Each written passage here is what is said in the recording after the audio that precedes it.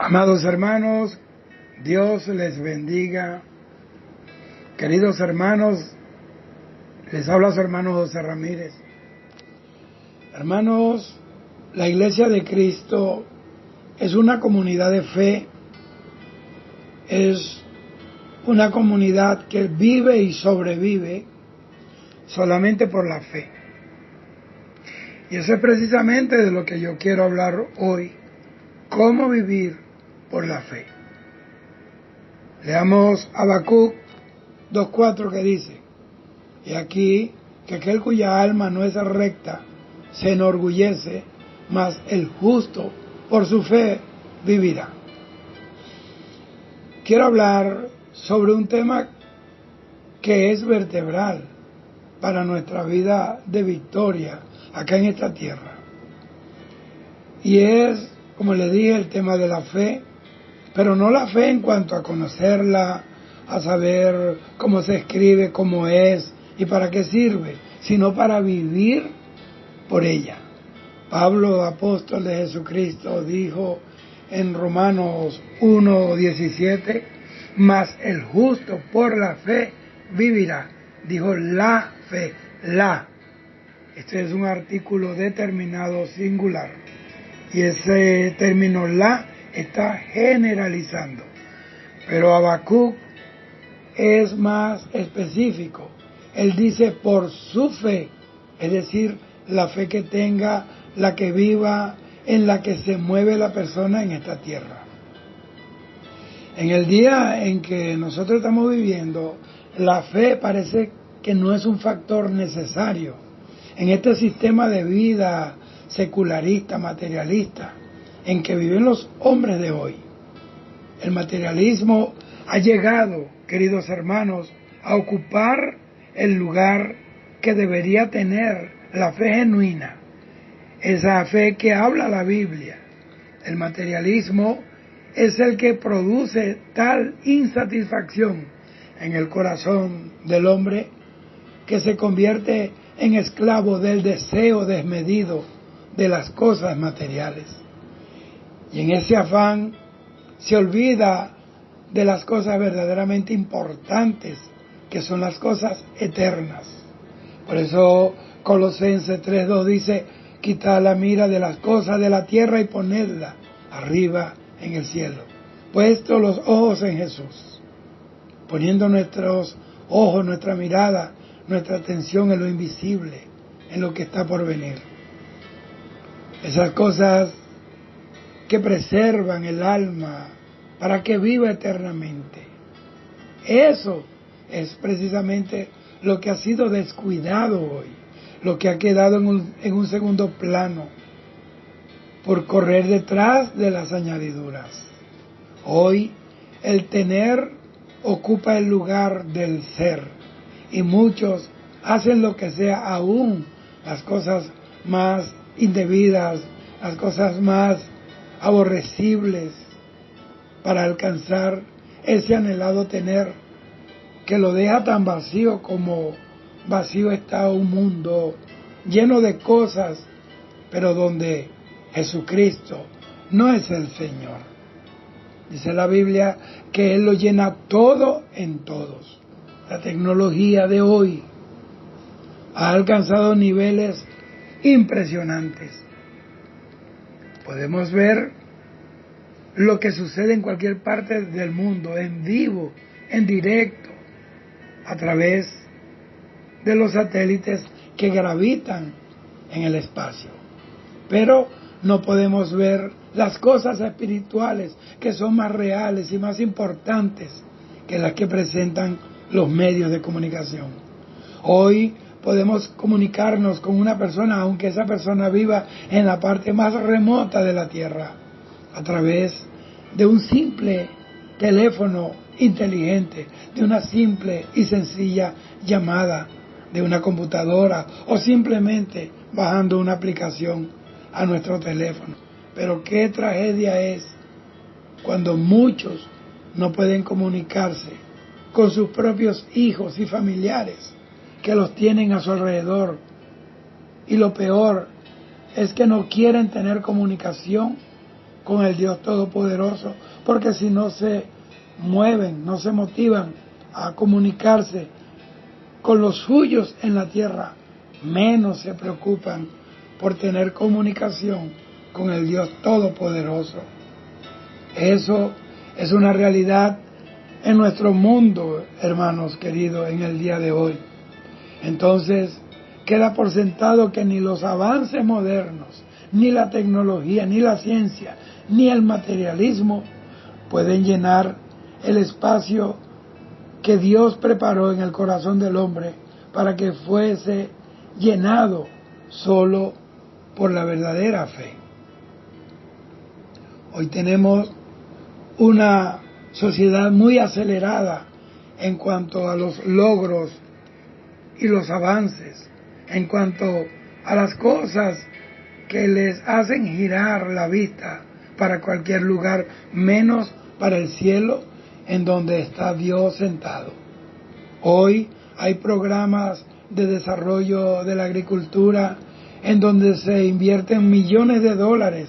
Sin embargo, alguien está muriendo de hambre en algún lugar del mundo. Los científicos han hecho grandes descubrimientos por medio de su conocimiento, apoyados en aparatos científicos. Sin embargo, en todas partes del mundo hay personas muriendo de enfermedades que se burlan de la ciencia, para las que no hay antídoto ni medicina. Hoy tenemos más religiones y filosofías en el mundo, de todo tipo, hasta las más insólitas. Sin embargo, esta es la sociedad más degradada moralmente, espiritualmente. Esa sociedad que por su corrupción y maldad es la última generación que verá la iglesia de Jesucristo en esta tierra. Hoy los dirigentes de las naciones y los altos mandos militares tienen mucha religión, pero esos mismos religiosos son los que declaran las guerras a otras naciones. Todo este sistema de tecnología de punta, de religiosidad ritualista, filosófica, muerta, seca, que ha logrado construir un Edén de cemento, de vidrieras y de luces, no es el mundo que Dios diseñó para el ser humano. Por eso todos esos sistemas, óigame bien, tienen que caer cuando el Señor Jesucristo establezca su reino milenial en la tierra. Daniel 2:44 lo dice. Dice, Dios levantará un reino que desmenuzará y consumirá a todos estos reinos, pero Él permanecerá para siempre. Daniel estaba recibiendo la revelación del reino milenial de Jesucristo. Entonces, la pregunta que se hacen los creyentes en Jesucristo hoy, ¿qué hay que hacer entonces, hermano Ramírez? ¿Cómo puedo vivir en un mundo que está lleno de materialismo? ¿Cómo puedo vivir en un mundo que está llegando a su fin? La respuesta nos la da la misma palabra de Dios. El justo por su fe vivirá. Es vital, determinante, que aprendamos a vivir por la fe. Eso se lo enseñó Jesucristo a sus discípulos, que tenían sus trabajos seculares. Unos eran pescadores, otros eran agricultores, otros trabajaban en la recaudación de impuestos. Había una diversidad de profesiones. Uno era médico. Pero cuando Dios los llamó a través de la voz y el ministerio de un carpintero, fueron movidos por la fuerza del Espíritu Santo y aceptaron el reto de dejarlo todo y vivir por la fe. Hay quienes dicen que viven por la fe para justificar su haraganería, su flojera, su nunca trabajar, que nunca se han hecho un callo en la mano. Poco de parásitos que ven el Evangelio como un medio para vivir, para que lo sustenten, como la vaca que tiene mucha leche en la ubre. pues no se le ve el fruto que deja el vivir por la fe. Vivir por la fe no es un sindicato de irresponsables, de flojos, de holgazanes, es más bien el reto de entregarse en las manos del Dios que los llamó, sin importarles lo que tengan que padecer por seguir el llamado divino, el llamado de Dios. Pasará momentos en el cual llegarán, hermanos, que no vamos a ver en el día más que un pedazo de pan. Pero eso es parte del programa de Dios para capacitarnos, para depender más de su presencia que de las cosas que necesita nuestro cuerpo. Dios tiene cuidado de nosotros, porque mayor que la ropa es el cuerpo. Bendito, porque si Él cuida las aves, las alimenta, ninguna de ellas cae a tierra sin que el Padre Celestial las atienda, pues nosotros, dice el Señor, que valemos más que muchos pájaros, que muchos pajarillos. Hebreos 5:4 dice, y nadie toma para sí esta honra, sino el que es llamado por Dios, como lo fue Aarón. Cuando Dios llama a alguien, Él es responsable de sostenerlo. En realidad, vivir por la fe es un cambio de vida, es entrar en una dimensión en la que sin esa fe no se puede andar, no podemos dar un paso en el mundo espiritual, en el mundo del llamado, en el mundo del ministerio sin la fe. Esto es vivir, como lo dice Hebreos 11:27, es sostenerse como viendo al invisible. Jesús enseñó a no preocuparnos por lo que vemos y lo que sentimos, o por lo que vamos a comer, o lo que vamos a vestir. Y le digo lo que vemos y sentimos, porque yo he visto cosas a lo largo de casi 40 años de mi ministerio como para abandonar todo y salir corriendo. He sentido muchas veces el impulso de abandonar todo. Pero yo digo como Jeremías, tengo en mis huesos metido un fuego. Trato de soportarlo, de sufrirlo, pero no puedo porque es más fuerte que yo. Porque ese fuego lo sembró Dios en mis huesos desde el vientre de mi madre. Él dijo que si trabajamos para Él y por Él, anunciando y extendiendo el reino de Dios en la tierra, que Él se iba a encargar de suplir todas nuestras necesidades. Mateo 6:25 al 33 habla de eso. Al vivir por la fe verdadera, entramos en una dimensión de reposo, sabiendo que Él está en control de todas las cosas. Mateo 6:31 y 32 dice, no os afanéis pues, diciendo, ¿qué comeremos o qué beberemos o qué vestiremos? Porque los gentiles buscan todas estas cosas, pero vuestro Padre Celestial sabe que tenéis necesidad de todas estas cosas. En vez de pasar todo el tiempo trabajando por comida física que no nos puede saciar, ese apetito del alma, nos invita a Dios a trabajar por comida verdadera que dura para siempre. Yo quiero aclarar, esto es solamente con los que han recibido el llamado para el ministerio. Pero en línea general, este mensaje que el Espíritu Santo trajo a mi corazón es para toda la iglesia de Cristo, que todos estamos llamados a vivir por la fe. El Señor nos llama a trabajar, llevando el pan de vida a los perdidos. Juan 6:27 lo dice, trabajad no por la comida que perece, sino por la comida que a vida eterna permanece. Y repito, queridos hermanos, no estoy diciendo con esto que el que oiga esto va a dejar el trabajo, va a dejar todo porque oyó este mensaje. Tú puedes oír este mensaje, pero solamente te mueves cuando Dios te mueva, cuando Dios te llame a un área específica. No te promuevas tú, ni dejes que otros te promueva, porque vas a ir a la ruina tú, tu familia y todos los que te sigan a ti. Dios me llamó hace años y me llamó a dejar mi carrera, mi profesión, y desde ese día estoy en sus manos. Dios ha suplido todas las cosas. Hay dos señores que son empleadores, son los que manejan un sistema y para eso necesitan obreros que cumplan sus planes. Y para eso necesitan obreros que cumplan sus planes. Está Dios y está el diablo. No se puede servir a dos señores a la vez. Lucas 16:31 dice, ningún siervo puede servir a dos señores.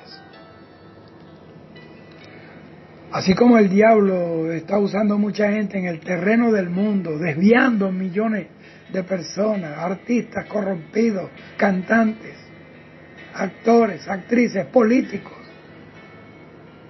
diseñadores de modas, corrompidos, disolutos, morales, desviando a la gente tras ellos para acompañarlos a las pailas del infierno a sí mismo. Dios está llamando hombres y mujeres que han sido liberados por el poder del Espíritu Santo, lavados por la sangre de Cristo, que han recibido el nuevo nacimiento, que han tenido la identidad del reino y han oído el llamado de Dios y han respondido a ese llamado. ¿Para qué? Para que llevemos la semilla del reino y la plantemos en este mundo que está a punto de ser quemado, para que alguien pueda escapar de los juicios de Dios que vendrán. Para un mundo ahogado en lo material, eso de vivir por la fe sencillamente es una locura, es algo imposible.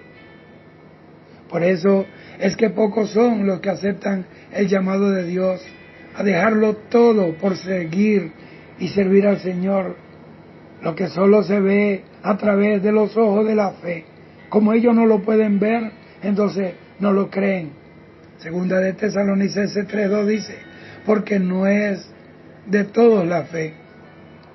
Y es por eso que hoy se está fabricando una fe alternativa, esa fe apóstata que solo persigue y ve cosas materiales, cuyo fundamento, cuyo único deseo y motivación son cosas materiales, carros, mansiones, lujos, joyas, perfumes caros importados, embelecos que no elevan al hombre al trono de Dios. Hoy se vende un evangelio de catálogo, de encargo, al estilo de Amazon. Santiago 3:2 lo dice, pedid y no recibís porque pedís mal, para gastar en vuestros deleites. Bendito el Señor. La fe verdadera no satisface capricho de nadie. Es el vehículo que nos lleva a la mismísima presencia de Dios, que nos lleva a sentarnos en el mismo asno donde se sentó Jesús. Bendita sea la gloria de Dios. Jesucristo es el Hijo del Dios viviente. Por lo tanto, deberíamos confiar en el Señor Jesucristo y en lo que Él nos dice. Solo basta con comprobar el evangelio que se está predicando en muchas iglesias en el día de hoy, con el evangelio que predicaron Jesucristo y sus apóstoles, y nos daremos cuenta de que el caos espiritual de hoy es generado desde los púlpitos que descontextualizaron el evangelio del plan original de Dios, y no por causa de los brujos, de los homosexuales, de la línea esta LGBT, de los satanistas, no, ni de los narcotraficantes, ni de los adictos. Es desde el mismo altar que se está preparando el camino para que venga la carroza fúnebre a llevarse tanto a los creyentes a la perdición eterna como a las mismas personas que no tienen a Cristo en su corazón. Dios es un Dios ordenado y por ende Él se mueve en un pueblo que sigue sus reglas, que sigue sus ordenanzas, que sigue según las reglas de Dios y no a su manera. Veamos algunas reglas que Dios impone para poder vivir en la fe, en esa fe bíblica de la que habla el Señor. Lo primero que debemos hacer es seguir la voz del Espíritu Santo. ¿Y por qué? Porque cuando sigues a Dios, el mundo que te rodea, tu familia, tus amistades, se convertirán en tus principales críticos y querrán hacerte desistir de seguir la voz de Dios para que atiendas sugerencias y consejos de ellos. Lo segundo es que debes tener conciencia de que Dios es tu Padre Celestial. Esto no es una declaración deportiva y ligera, esto es un derecho que solo le pertenece a los hijos de Dios, los que han nacido de nuevo, los que han aceptado a Cristo, los que viven por la palabra, los que viven por esa palabra. Lo tercero es confiar en que Dios pondrá los recursos necesarios para cumplir el llamado. Óigame, generalmente una de las tácticas del diablo para detener nuestro avance en la fe es presentarnos una película en donde Él nos presenta la duda. Y es precisamente en esos momentos en los que muchos dicen, ¿será que Dios me llamó a esto o fue que yo me metí por mi cuenta? Mire, Satanás puso a un Goliat frente a Israel en el campo de batalla, pero Dios también puso a un David para derribarlo. A Sansón le hizo brotar una fuente de aguas vivas en el desierto y le proveyó una quijada de asno para matar filisteos. A Israel le sacó aguas vivas de la peña de Oreb. Si tú estás en el verdadero llamado de Dios, Él pone en tus manos lo que tú necesitas para cumplir tu tarea, para cumplir el llamado. Ahí priva la responsabilidad de Dios por aquellos que Él llama. Lo cuarto es que debes ser un motivador de tus hermanos en la fe. Esto quiere decir que debes convertirte en alguien que anima a los hermanos a tomar su lugar en este campo de batalla de la fe. Estoy hablando de la fe en Dios. Isaías 41:7 dice, el carpintero animó al platero y el que alisaba con el martillo al que batía en el yunque.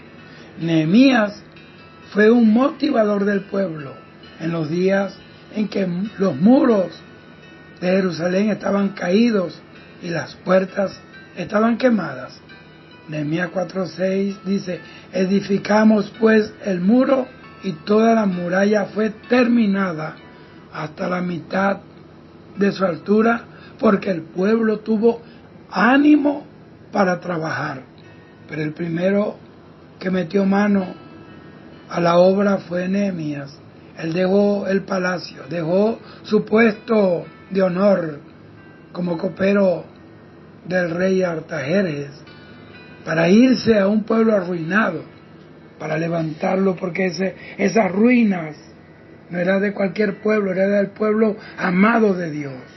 Entonces Dios está buscando gente que no solamente que estén dispuestos a restaurar, a edificar, sino que sientan el amor por lo que está en ruina, por las cosas que son de Dios.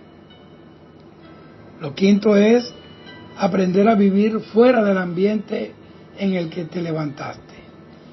Mire, desarraigarse del terreno en el que nosotros crecimos y en el que nos formaron de acuerdo a las costumbres, al sistema, al hábitat natural, es un trabajo difícil, porque esto involucra desintoxicarnos del sistema terrenal para adoptar la naturaleza espiritual, para caminar en lo sobrenatural.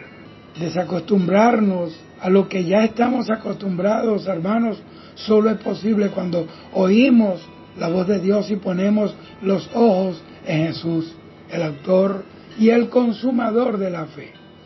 El terreno en el que vive el hombre natural está lleno de costumbres, de tradiciones, de comodidades, de vicios. Y esa es una de las tareas del Espíritu Santo, romper con hábitos y costumbres para que podamos entrar en esa nueva dimensión del Espíritu. Jesús dijo en Mateo capítulo 15, versículo 3, respondiendo él les dijo: ¿por qué también vosotros quebrantáis el mandamiento de Dios por vuestra tradición? Oiga usted, la mayoría de las religiones están fundamentadas en tradiciones ritualistas, en costumbres. El Evangelio está basado, en cambio, en la palabra de Dios, en Jesucristo, que es la principal piedra angular. Lo sexto es vivir en un ambiente de integridad.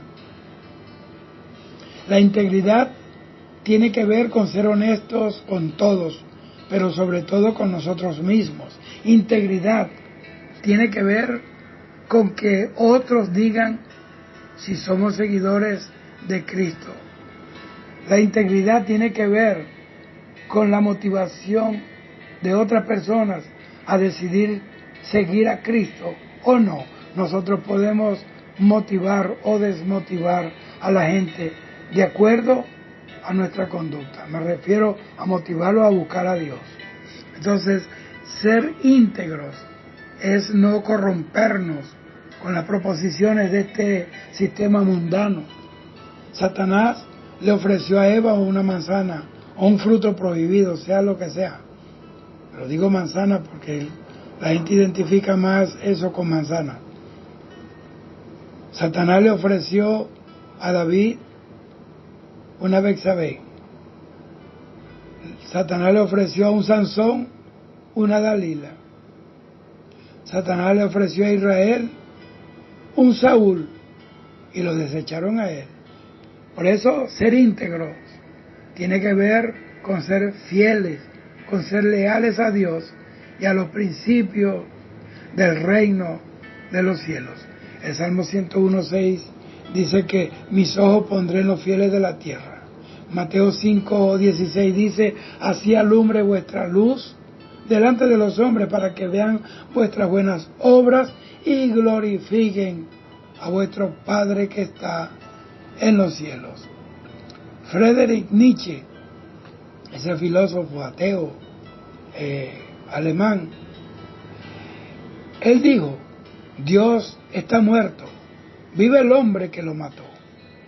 En realidad, este mundo fue el que mató al Señor, lo sacó de su vida, no quiere creer en Él, pero nosotros tenemos la tarea de volverlo a traer hasta donde están los hombres cautivos rumbo al infierno, para que se arrepientan y escapen, óigame, de esa condenación terrible eterna que le espera a todos aquellos que viven en pecado. Así como David trajo de vuelta el arca del pacto a Jerusalén, nosotros también tenemos que traer de vuelta a Dios a los hogares, a las ciudades, a los colegios, a las universidades, a las naciones, a las calles que están invadidas de ateos cristianos, esos que van a la misa católica o al culto evangélico el domingo, pero viven la vida como que Dios no existe.